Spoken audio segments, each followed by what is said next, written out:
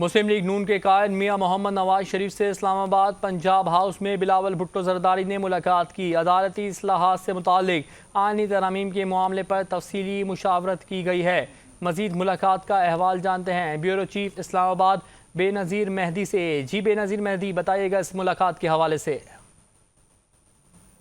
جی ہاں، پنجاب ہاؤس میں جو ہے وہ بلاول بھٹو زرداری گئے ہیں اور انہوں نے مسلم لیگ نون کے جو قائد ہیں نواز شریف، ان سے ملاقات کی ہے، اور اب جو آئندہ ہفتے میں آئندہ سیشن میں جو ہے وہ آئینی ترمیم آنے والی ہے، اس کا تبادلہ خیال کیا ہے۔ جو ان کے تحفظات تھے ان سے محمد نواز شریف کو جو ہے وہ آگاہ کیا ہے، اور یہ بل کس طرح سے اسمبلی میں ٹیبل کرنا ہے اور کس طریقے سے اس پر ساری ورکنگ کرنی ہے، وہ ساری باتیں جو ہیں آپس میں جو ان کی ڈسکشن ہوئی ہے۔